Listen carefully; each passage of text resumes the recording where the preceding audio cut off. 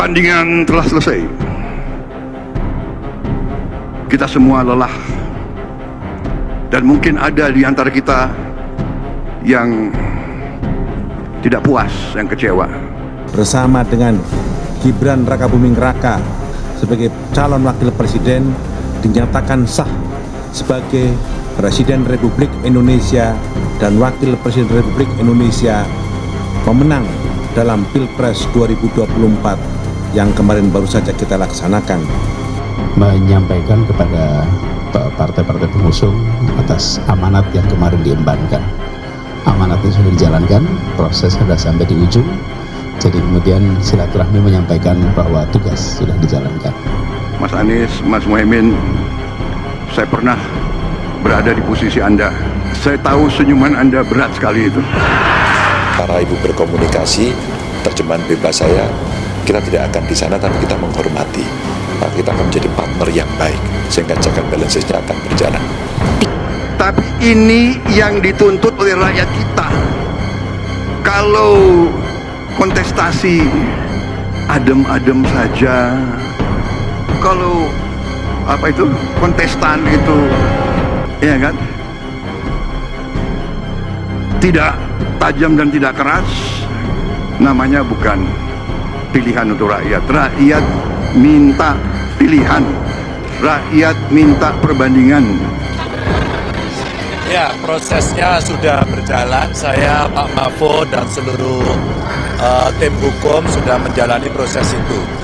Yang pertama, saya menyampaikan terima kasih sama pendukung, partai pengusung.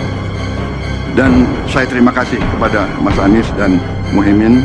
Juga saya terima kasih sama Mas Ganjar dan Profesor Mahfud.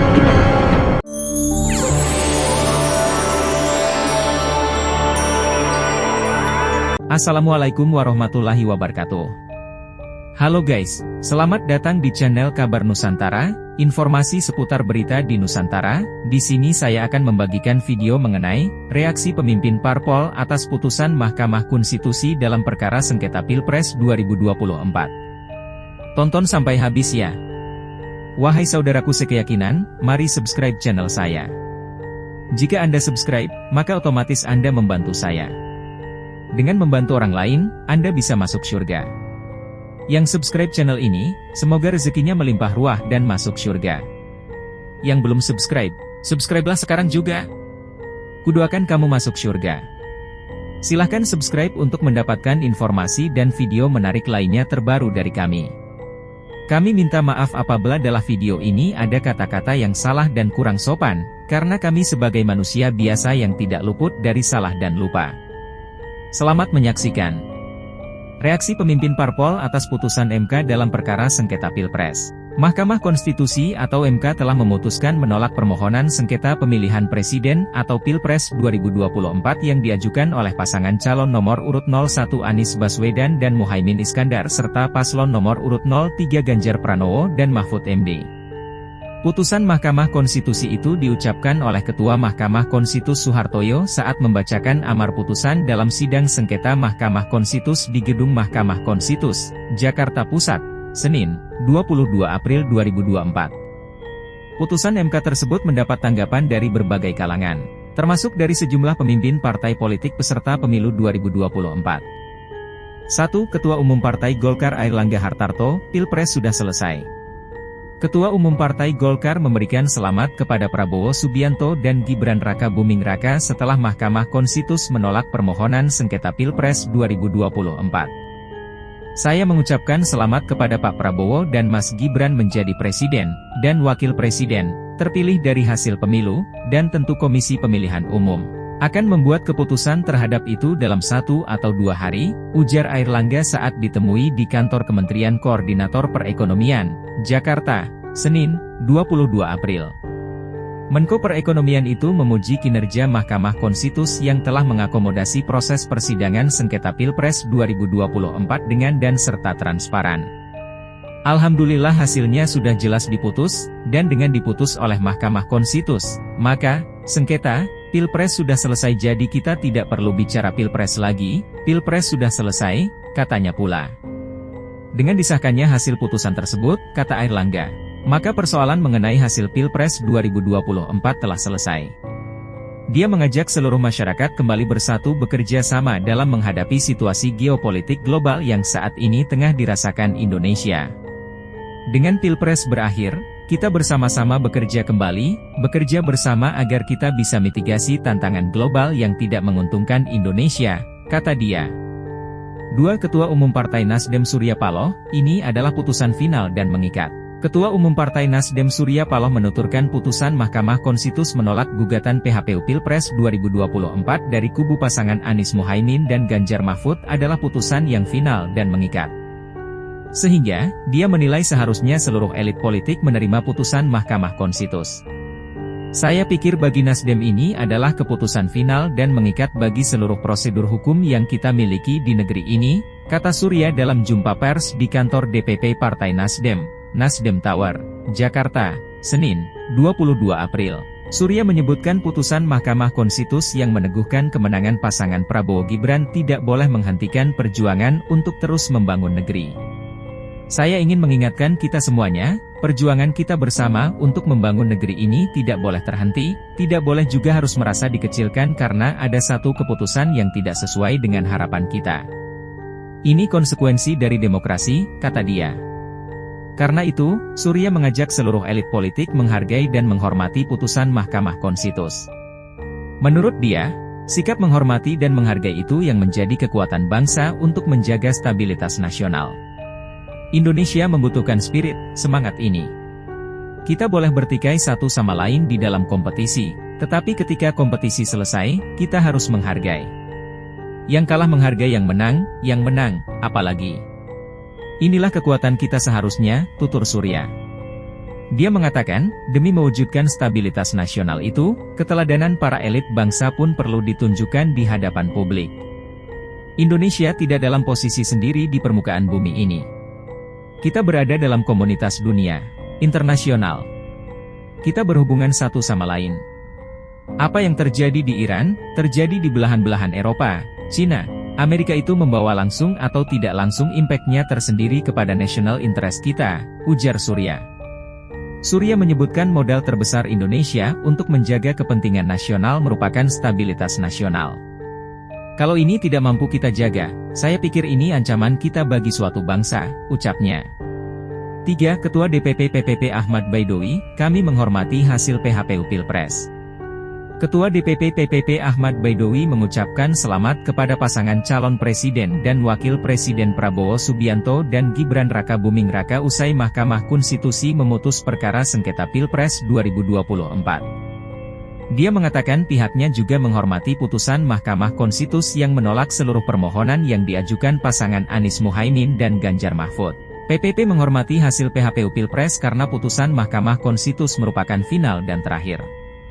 Kami menyampaikan selamat kepada pasangan Prabowo Gibran, kata Awik, sapaan karibnya, dalam keterangan yang diterima di Jakarta. Awik menyebut putusan Mahkamah Konstitusi itu menjadi bagian terakhir dari rangkaian Pilpres 2024 dengan segala dinamikanya. Untuk itu, dia mengajak seluruh elemen bangsa bersatu membangun negeri dengan semangat persatuan dan kesatuan. Kontestasi politik 5 tahunan merupakan instrumen demokrasi yang tujuan utamanya untuk kesejahteraan rakyat, karena itulah pembangunan Indonesia tujuannya untuk kesejahteraan rakyat, ujarnya.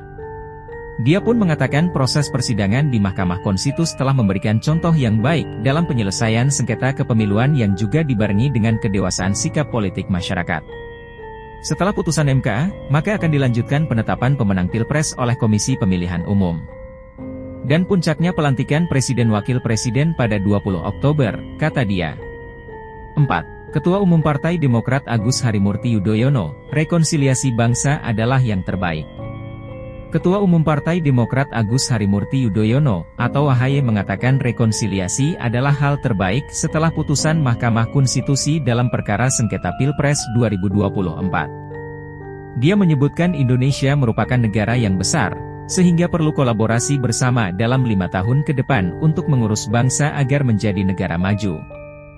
Jadi rekonsiliasi bangsa adalah yang terbaik setelah ini. Saya berharap dan mengajak kita semua untuk bisa sama-sama menyatukan hati dan pikiran 5 tahun ke depan, karena tantangan untuk Indonesia tidak ringan, ujar AHY di Cikeas, Kabupaten Bogor, Senin, 22 April. Dia mengatakan rekonsiliasi yang dibangun dapat dimanfaatkan untuk menata persoalan bangsa, baik dalam persoalan politik, ekonomi, maupun sosial.